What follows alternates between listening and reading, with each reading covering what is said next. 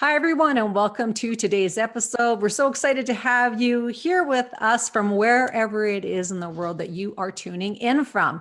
And welcome to the show today. I'm host Leaha Mattinson, joined by my wonderful guest today, reappearing on the scene after several months of absence and busyness, is Crystal Evans of Courageous Travel. Crystal, welcome back to the show. How are you today? Thank you so much. I've been pulled into island life. We've sucked her out of the ocean vortex and got her to come back from playing with Yes. just to do this very extra special episode for everybody. And Crystal, it's an absolute delight to have you here. For those people who are not familiar with you and your work, can you give a little bit of a background? Oh, yeah, sure. So I love travel. That's Courageous Travel. And I spent almost a decade in Uganda, East Africa, where I built a hotel. I built a school for orphan and needy children and started a safari company. Then I left an abusive relationship. And I decided remember the time when I was in my hotel reception in Uganda, and I just knew it was over, right? It was like done. And I sat there and I told myself, what am I going to do? I said, I'm going to travel Central America. I'm going to start a few new businesses and I'm going to write. And so now I've spent the last 2.5 years as a single mom with my kids traveling Central America. And now I'm in Mexico and I've started a couple new businesses and I'm writing. So your words are powerful. They are. So be careful what you speak. Be conscious of what you say. That's why I'm not going to say that I'm going to be in Russia in the freezing winter. Right. Stay out of Siberia. Good call. Good call. Well, Crystal, I was, when we were first introduced several months ago, what I was awe-inspired by is you traveling with children by yourself, and they're little, so you've got a lot of just busy hands. And then you're also helping other people with children. You're just such a hands in the clay woman. Thank you. I just was so impressed and continue to be impressed with the work that you're doing. So tell people now, what we're going to talk about in this episode is navigating travel in this changing world. Because you've been boots on the ground, doing traveling and coping with what's going on worldwide. Can you talk a little bit about your citizenship first of all, and then sure. kind of where you're at now and the challenges or what you've kind of seen happening from the start of the 𝙗𝙗𝙩𝙩𝙡 Fest to now? Okay, yes. So I'm a dual citizen. I'm a citizen. Actually, I'm a triple citizen. I'm a citizen of the USA. And actually, should just say US because the United States of America is different than the United States, but that's a whole nother conversation. And of Canada, and then my third citizenship is of the galaxy, of the heavenlies, of that's where we're all really citizens of. We're all really citizens of this galaxy. So a galactic sister of the Yes. cosmos. I'm looking for my passport right now. Hang on. Okay. Excellent. So we all have that passport. It's all stamped. Yes. And here we are still living in this crazy 3D reality. Talk about where were you when this, and I'll say the 𝙗𝙗𝙩𝙩𝙡 Fest started? Yes. Oh, I was in Honduras when it started. I had just returned from Belize, had done a beautiful, amazing experience in Belize, returned to Honduras. I was planning to help a local school with teaching English. So helping the teachers learn English as well as the students. And my little kids had just joined school. And it was like this fresh breath of air. My kids are going to school for a couple hours. And then, da-na-na-na, right. It happened.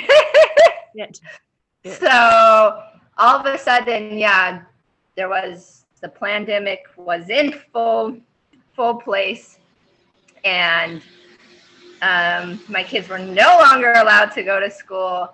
My plans of helping the local school learn how to English was out, and I was in rural Honduras in a house where I ended up staying for 6 months, hanging out by myself. Right.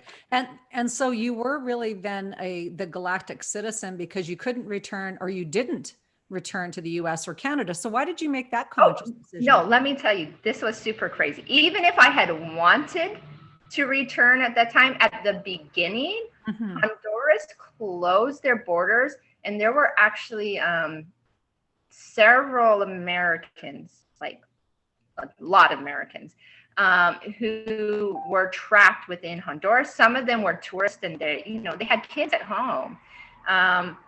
Somehow, eventually, the U.S. convinced Honduras to just allow the American citizens out, and I think they arranged a couple planes for them. But this was after a couple weeks, so Mhm. Americans, and I'm assuming Canadians, everybody was stuck. But I particularly followed the American stories of who were stuck. So then, yeah, no, I just decided to stay. Why not be there? But you know how it all happened too is also, it was this whole 2 week thing, right? Oh, this is going to be 2 weeks. And as we know, this is like a drip fear campaign or something like this. Mhm. We're going to give you a little, make you afraid, give you a little freedom, then close you in again. And so it was that whole thing. But let me tell you, Honduras was the worst. I just want to tell you this Yes. because I've traveled out of Honduras since, only to Mexico. But what Honduras did was terrible, because then they said you could only go to like the bank and the pharmacy and even the main town twice a week. Twice a month, according to the last digit in your passport or your ID. And so literally then I needed to apply to extend my visa in Honduras. I had to pay the government. So I thought, maybe they'd let me into the bank to pay the government. I showed up, they would not let me in. And now imagine when people are allowed into the bank only twice a month, how hard it is to find somebody that is actually their day that they can actually go into the bank. But fair enough, as much as I was stuck in my house, I had a pizza delivery guy because I got food delivered to my house. And so I called the pizza delivery guy, and it happened to be his day. And so he met me at the bank. I gave him cash. He walked in there with the papers I needed to pay for the government to extend my visa there. But that was like totally not cool. No, not cool Total at all. communism. Be friends with your Pizza local delivery guy. pizza Yes, this delivery is the guy. important message here. Make friends. So people will say, what do you mean that's communism, Crystal? Like, what do you mean when you say that? Oh, well, Because like you've been in communist countries. completely controlled by the government. I have visited a communist country. So I visited Poland, and it's not communist now, but the people that I visited in Poland, because they had meditation circles. So I went to meditation circles. We met in this completely divine, amazing way, which is another whole story. But we had met divinely. Then I was in Poland, and I was there. And so this man who runs the meditation circles. He was sharing with me what it was like when he lived in Poland during communism time. He shared about waiting in bread lines. And this is the other thing, like they were having people wait outside the store, like literally. Mhm. You were not allowed in the store. There was lines outside of the store in Honduras, lines outside of the bank. And you'd have to spend, like, if I wanted to go to the supermarket and shop in Honduras, I would have had to spend 2 hours in a line. Then I went to online ordering. So that's what I did for many reasons. But to tell about this guy, so he and his brothers would take turns standing in line to get bread. But then the story that really stood out to me was fish is very important to them for Christmas time. And so they bought a fish like a month before Christmas and kept it alive in their bathtub. Wow. Wow. Until Christmas, so then they could kill the fish. The Christmas fish. The Christmas fish, right? And so right away, I mean, we've talked since then, and right away, I mean, their first fear, of course, was, are we going back to this? Mm-hmm. You know? Mm-hmm. And in Honduras, I don't know how it is now, but this is why I eventually left. I was like, no, you know what? Peace out. Like, bye. This is not my vibe. This is not vibe. Yes, not my vibe. So talk about now, where did you go after Honduras? Yes, so I flew into Mexico. At the time, I actually knew several people from the US that were taking vacations to Mexico. And it was one of the only places, and I still believe it is one of the only places in the world that does not require a COVID test, which is something important to me. I do not want that huge thing stuck up my nose next to the blood-brain barrier. And you know, it's just 100%. It's a violation, complete violation. So it was pretty much my only option. Because I mean, otherwise it was Tanzania at the time, but now they've murdered they've COVID-side is actually what I called it. They've, you know, COVID killed. They COVID killed the president of Tanzania. So I don't know if Tanzania now requires a COVID test or not. And then I think there was one European, I mean, it was literally less than 7 countries in the entire world not requiring a COVID test. The US, I think, wasn't at that time, but now is also.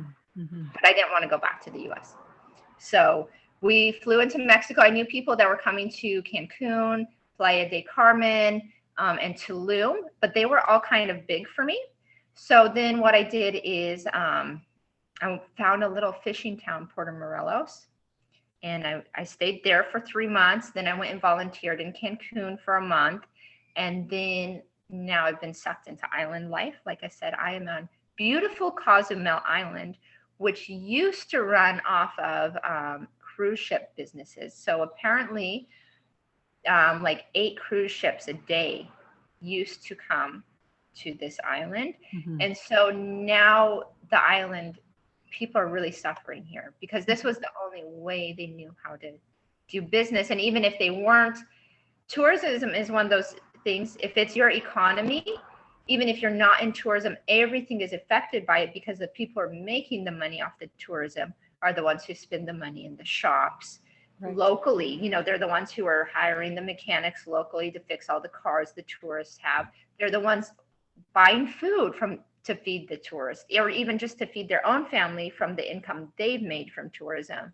So that's one thing I've really seen the effects of is families are breaking apart. People are turning to drugs and addictions. And people are just broken and don't know where to turn and what to do next. So a pretty clean living, hardworking culture of families that communicated well and had sort of reverence for generational respect for their elders, etc., has now been decimated in 15 or 16 months. Is that kind of? Yeah, like it's really sad to see and hear the stories of what families are going through. So like, I'm going to share with you, last time I talked about how I was going to be building houses, and I thought I was going to do it through an organization in Cancun. And actually, this is a wonderful story of, though, a family that did stay together during this time, but there are many families that have broken up. So when I came back to the island, I was coming back to pick up my laptop that I'm actually on now, that I left getting repaired, as well as to buy a car. But this young boy, he reached out to me. I mean, he's 28, young for me. He reached out to me and said, oh, because I posted on Facebook what I was looking for and everything. He said, can I help you purchase the car? And I was like, yes, I would love somebody who can help me to navigate this. And so we became friends through that. And when I came to purchase the car, I got to know him and I saw where he lived and I heard his story. And he had also lived off the cruise ship business. And then was renting a place for him and his wife in town. And, you know, he had furniture, he had a TV, he was able to take his wife out to dinner or order her pizza, or, you know, and this guy, he really loves his wife so much, and his wife really loves him so much. But then when this happened, you know, slowly the furniture was sold off, slowly the TV was sold off. And again, the people said it's only going to be 2 weeks. Right. So, you know, at that time it was, okay, well, people continue to spend their money normally also, because, you know, it's only going to be 2 weeks. Oh, well, it's only going to be another 2 weeks. But then it spread out, and all of a sudden it's not 2 weeks. So then, long story short, his wife's family gave him space behind their house, and they built like out of tin. So they've just built their house out of like old rusted tin. And so this is where and they have one hammock, and this is where he and his wife are staying. And then, so I decided right away, you know what, instead of doing it through the house building, through a big organization, let me help one individual that I've met in person. And so I also give a big thanks to Joan, who heard me through here and donated the money for the house. So thank you, Joan, again, for your generous, amazing heart. And so then, yeah, so now we're building the house for him. His wife, though, when I met him, was like about to bust pregnant. So we waited for like the last month and a half for her to bust, and they've given birth to a beautiful baby boy named Renee, and he's adorable like all babies. And then we were wondering next, okay, well, and then she like recovered. She had to have a C-section. She recovered, but we're still wondering, how are we going to build the house while they're living in it, right? Because are we going to rip off one wall and build one wall at a time? Because it's the only place that they have to sleep. And so then again, the grandpa and grandma gave another space that's not connected to their house right behind there. And so now we dug the foundation of that house. And so they had some people come in, we got big rocks, sand, cement, and a team of people came and put that together. The foundation has set. And then when that building team is available, again, we're going to start with building the walls. So I want to just dive into this a little bit further, a little bit more microscopic. Sure. A couple things. If you're listening to the show, one of the things that was very cool about Crystal's experience coming on is that somebody reached out anonymously to donate and help support your work, which was just like, whoa, that was so cool. So cool, right? Just like, I mean, when I opened and got that email, I was almost in tears, right? Right. Oh, exactly. What a huge, amazing blessing. Yes. And so I want to highlight that, because people often are listening and going, well, how do I help? How do I support things? Really important. You thought you were going to go through a big organization. That isn't ended up what happening. And for people who sort of pay attention to how we've got into bondage about all of this stuff that we're in bondage about, it's because we acquiesced one thing at a time. We gave up one thing at a time. And yes, the only way to break those spells is one at a time, one person at a time, one project at a time, one day at a time. So it's not these great big things. Yes, and sometimes even it's like one moment at a time. Okay, can I just bring myself to be present right here where I am, instead of worrying about the future or thinking about the past? Can I be right here, right now, in this one moment, and listen to the birds sing, or do whatever that one task is that I need to do right in front of me at this time? Yeah. Yes. And so that's so empowering, because again, people going, what do I do right now? How can I support and help right now? It might be something that's a Crystal project. It might be something else, something in your own neighborhood where you've maybe kind of gone, I kind of turned a blind eye, or I didn't know how to approach anybody, or I wasn't sure how to, ask if people need help or support. This is a time of that raising consciousness where we really can step into these intimate conversations about how can I help and support you, not through a third party, but through helping you personally and individually. Yes. I'll also tell the audience, Crystal and I have talked probably 8 to 10 times between the time of the first interview and now. And every time we talk, Crystal is busy. She is busy helping. She's somewhere helping somebody do something. She's got one of her children, usually River, hanging on her and loving her up. And, just, so she's really boots on the ground. And why this is important to point out or to note is that that's the divine timing of seeing people actually in action, working to get resolutions on the ground. That sometimes it isn't easy and it isn't slick and it isn't pretty. But it helps to get roofs over people's head, food in their belly, protection for people who are vulnerable, and that you have that just as much power as either myself or Crystal has to help those things manifest.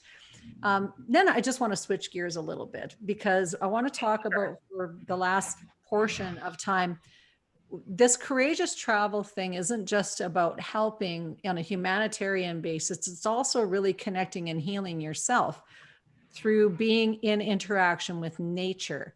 So you've got this very cool balance of helping, but also not like helping yourself.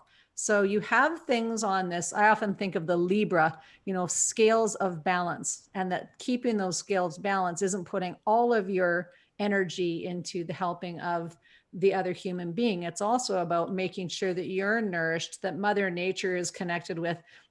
And part of your travel program or experience has really been connecting with animals at an incredible level. So we've talked about the house. Let's talk about the animal explorations that you've had and what people can maybe look forward to, I think, as they traveling. Yes. Okay, so I'll start with the ocean and then I'll move to horses.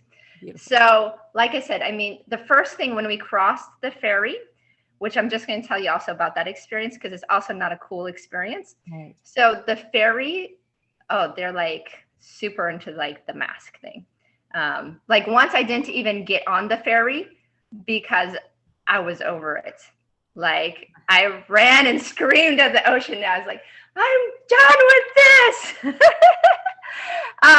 Because they will not like let you on the ferry unless you pull up a mask over your face when you get onto the ferry, which is awful, which is why I don't travel. But the minute we're on, we take off our mask. Like even the minute we just cross their little line, it's just that line, right? And I'd rather be real with where I'm at, right? Like I don't want to just say I never do because I haven't figured out how to navigate out of that.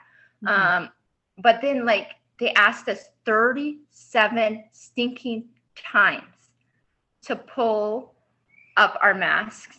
And so first, like we're just like eating, drinking, I buy lots of snacks. So this is like, if anybody in the world is like dealing with this issue with the mask, the great thing is it's over your mouth. People cannot tell you that you can't eat and you can't drink. Get popcorn, nuts, get raisins, get something small that you always have to be eating.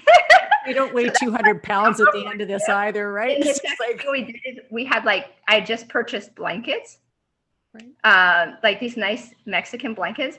So we just pull it up over our face like we're playing peekaboo. And then we pull it down and we giggle. And then I think one time I actually left you voice messages when I was at the ferry.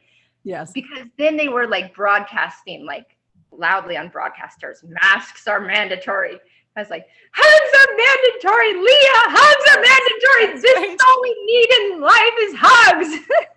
More hugs, more chew hugs. Exactly right. Exactly. Yes. So, and then another bad thing, and I'm just going to mention this because I want people to be aware in case this is anywhere else in the world. The first time that I got off the ferry, we were walking, just walking normal, like we're going to go onto mainland. And we walked under something. And when we walked under something, it sprayed us with something. Yeah. I did not know what this spray was, but all of a sudden, and then my kids asked what was that? And my immediate result was that was an assault against humanity. Like, but then what happened is we spent like 3 days in bed sick. All of us, not just like, and I'm a mom, and like other than malaria, we don't get sick. And that was in Africa, right? You know, like, Right. so far our family's pretty hardy. So for all of us to be down for 3-4 days, I completely think it was whatever they sprayed on us. And then my last time that I was through there, I videoed the like spraying machine until they chased me and told me to put on a mask, which of course I wasn't going to do. But so anywhere, like if anyone's traveling places and they see something that looks like it might spray on them, like watch it and have an umbrella. So did you dodge it the second time then, Crystal? Did you dodge? We dodged it. I told my kids, run, run, run. It's not spraying right now. Run through. Good. So they were like speeding through. But then, people might not actually realize, but DDT, when they were spraying, you know, crops with DDT decades ago, that this is not a new thing. It's not new, but it's so shocking to think that, it's so shocking to imagine that you're, the people who you think are supposed to protect you are not protecting you. Yes. I mean, how in the stinking world are you allowed to just spray something on me? You don't have my consent to spray something on me? Right. Yes. It's This like being spit on. It is an assault against humanity. Like, they might as well just call me a punching bag, bring out some soldiers and punch me. That's what it was. Mm-hmm. Like, this is 100% not okay. And now I think they've run out of the spray. I think they found out it was expensive. And now I don't think the machines are working. But I just say that to like warn people. If you ever see one of those things, run through it, get an umbrella, go on the side, even if it's not allowed to go on the side, like avoid it at all costs, because whatever it is, it's disgusting, horrible, and will most likely make you sick. Right. And that's who knows the long-term beautiful effects. ocean that I've been in. So you get here to 𝑘𝑎𝑢𝑧𝑢𝑚𝑒𝑙, the water, the first thing, just looking over, and I think the first time we came, it was like at night, and we looking over, the water is so clear. It's crystal clear. And so what we've done is we've taken up snorkeling. And what I love about snorkeling is like different than a hike. A hike, you pretty much know what you're going to see. Maybe there's going to be a different flower. Maybe you'll see a deer, you know, so it'll be a little different, but not a lot different. But every time you get into the ocean, you see a different type of fish. You see, I saw a big eagle ray. I got to swim with a huge eagle ray. And just the fish are bright and colorful. And I've seen stingrays. It's the coral in different locations looks completely different. There's these purple fans that are really, really beautiful. So I've enjoyed that. But then off of the island, I went to a place called 𝙑𝙗𝙤𝙪𝙩. And 𝙑𝙑𝙑𝙑𝙑 has amazing sea turtles. So I've been there twice. And the first time I was there, we paid for the little boat to take us out. And we had to wear the little life jackets and do a little life jacket tour, which is not really my thing. But I did it for my kids. So, and they got to see another beautiful coral reef, and we got to swim out, and a turtle came right up next to my daughter, like popped his little head right in front of her. And it was so cool to see sea turtles. And like the sea turtles some of them are white and then some of them are green. So the variety in the sea turtles. So that was an amazing experience. And later that day I swam out and I was by myself in the afternoon, and I saw a turtle my size. So, and I got it, and I didn't have a life jacket on then, and I got to swim down and swim right next to it. But then my GoPro got water in it, so I didn't capture that.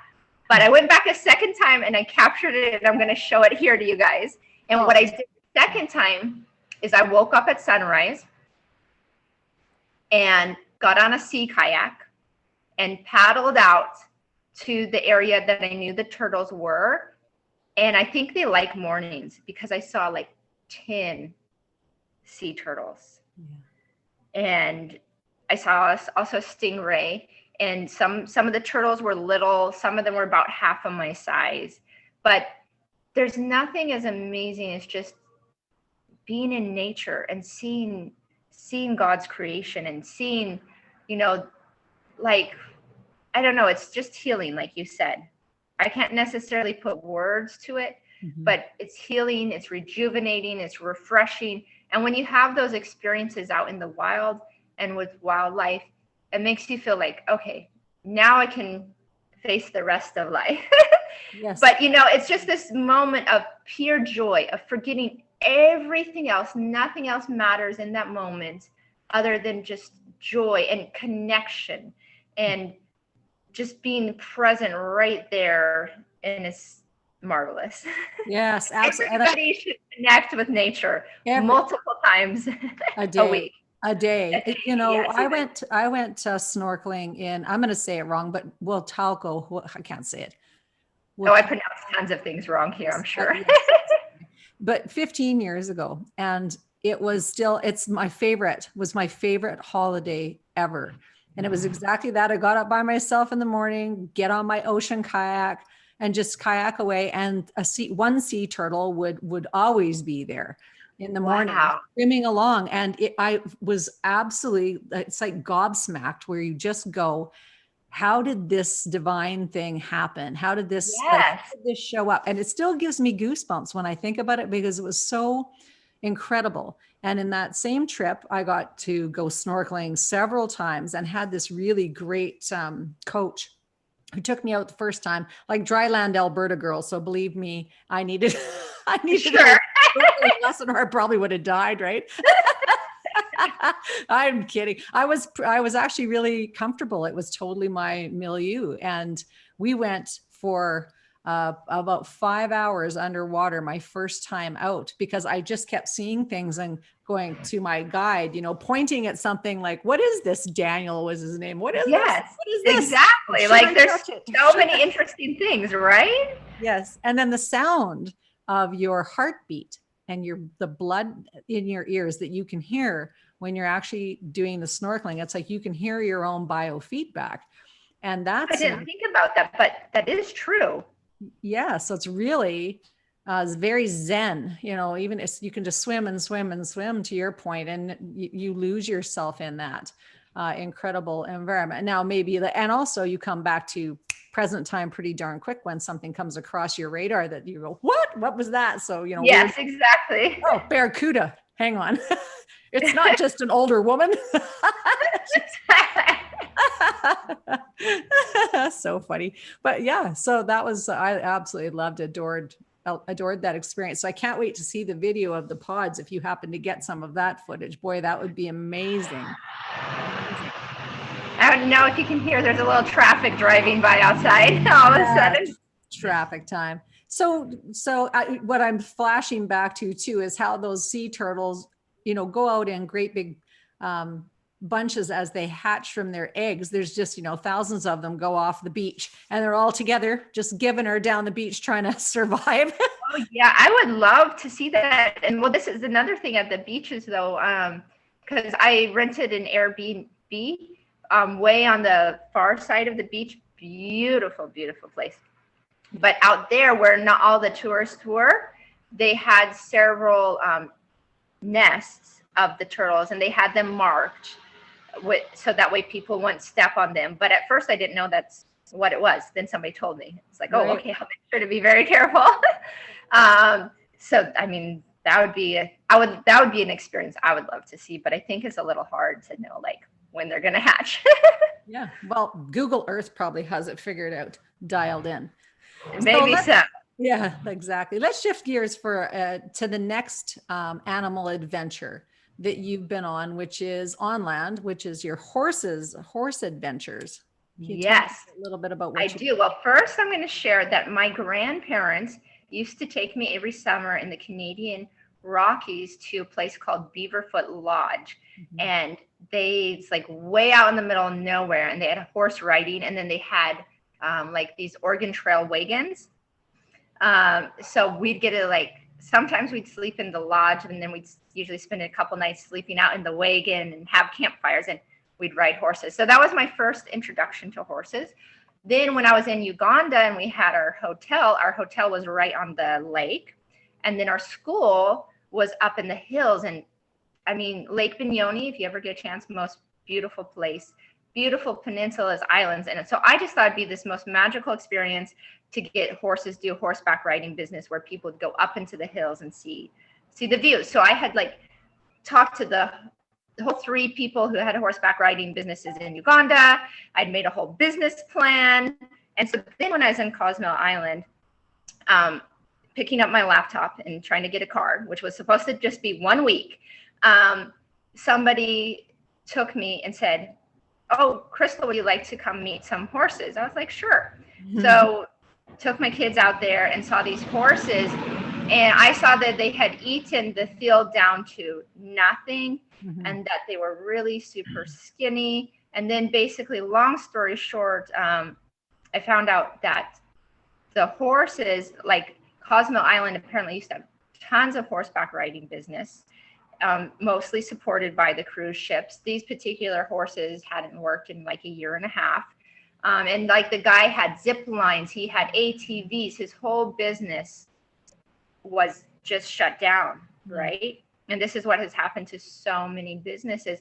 So I found out like, tons of horses on the island had died, that many others were just, at the brink of survival. And my little business mind said, there's a problem. I could come up with a solution. And I said, well, I always did want a horseback riding business. So I bought the horses at like dirt cheap from the one person that I saw the horses from, and then bought one other horse. And the other horse that I bought, the guy, he's a strong cowboy. He started crying. Yeah. When he saw this horse, and then I wanted to cry because he was crying, because he loved his horse so much, but he was selling his horse so he could take care of his other horses. And so then I was like, all right, now I have horses. But let me tell you, I'm going to back up before this, because the time before I came to the island, this is an interesting story. The time I came when my laptop needed to be repaired, I was walking to do the laundry, because they don't have not every place has a laundromat in it. So I was walking to a place to do the laundry, and this guy stopped me. And he said, please, I have somebody who's sick. One of my relatives is sick on the mainland. I don't have money to go to the mainland. Can you buy a belt from me? So I want to show you the belt, because I have the belt with me. This is the belt. And it's like this old cowboy belt, right? That is not funny. So this is a very interesting belt. It looks like it was his grandfather's or something, leather belt. Definitely it's got a cow head on it or a bull head on it. Yes. So I took this belt home to my kids. Yes. And actually I saw the guy later also, and he told me like a couple days later, and he told me he shouted my name. He said, Crystal, as I was walking down the street and found that he was back from his trip. And he said, I'm never going to forget you, because I even gave him some extra money later, because I felt convicted. Like I walked away from him. I was like, even though I bought the belt from him, he probably needs more money. So I walked back to him, like, but not right away. I'm going to be honest. Like I kept walking, even though my heart was like telling me to give him more. And then my heart was like, Crystal, give him more. And I was like, okay, you're shouting at me now, heart. Okay. So right. Turned around, gave him more, said a prayer for his sick relative. So he said, I'll never forget you, your name, what you did, everything. So I took this belt though home to my kids. Immediately they put on this belt and they began riding around the house, and they were pretending they were cowboys, and they were pretending they were riding on horses. And so this was a couple weeks then before this other experience. And so I bring this, we call it either the magic belt or the miracle belt. Right. Love it. So it's kind of like, the story of the magic bean or something like that. Yes. Magical powers. That's right. Yes. So, but I loved how my kids, they began, I really believe in the power of visualization as part of manifestation, right? So right away with this belt, this is exactly what my kids began to do. They began to visualize that they were riding on horses. They everything was about being a cowboy, right? And then yes. Weeks later, there we were with horses. Love it. They And so visualized it right into being, right into happening. So then, so I got my first client when I was on the ferry. The next time I was on the ferry, and he was drunk at get-go. And we started up a conversation, and I told him all about the horses and got his phone number. He said, yeah, I want to come. I'm going to bring 5 people. Oh, wow. So right away, that first week, 5 people went out riding. And now I've reduced the number of horses that I have from 6 down to half of that amount. But I got the horses shoed. I've given them vitamins. I bought hay for them. And all of this, though, is done like in faith. But every single week, I've had people who have paid that have helped to cover the costs of taking care of the horses. Even this week, I only used one of my horses, and I used somebody else's horses because now I got a place for them to be boarded. So where they needed more horses to be able to do business, and also like just having a few horses isn't so good for doing business. So we brought our horses together and did another horse ride with 3 beautiful women out in the jungle together. And it paid for the horses' food for the week and their medical care, right? Yes. And so, yeah, just did it because it was there in the moment. And and that's how it rolls with the divine planning. So, but think about care for yourself. Well, first of all, me and my kids like go out and just hug the horses. Again, back to this hugs. And I smell them. It makes me feel my grandparents who are stuck in can't see people because they're in, assisted care living. But I feel close to my grandparents when I hug and smell the horses. And I think about the day I will get to hug my grandparents again. And I think it's been great for my kids. I've seen them just blossom by having that time out in nature, in the jungle with the horses. But then I go out by myself without my kids for self-care and ride. And one thing I always wanted to do when I was doing those rides with my grandma was I wanted to run on a horse. And now I have that freedom to jump on a horse and run it through the jungle as full of speed as I want and be out there by myself, just running on this horse and like getting in a rhythm with the horse. So we're like together in this. And it's amazing. And then I can go back to my day. I can go back to my kids. I can go back to whatever, either coaching person I'm coaching or whatever website I'm building, or, like whatever task I'm doing, and like be refreshed. Yeah. It's like releasing a superpower. Yes. Riding on a fast horse is like releasing a superpower. So it really is. I feel so charged after it. I'm like, I can take on the entire world. That's right. I didn't die. It's so funny.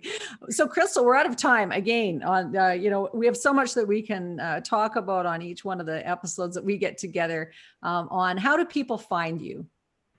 Yes. So what I put together for this specific episode is a place that people can go, which is called 𝑖secourageous1.com.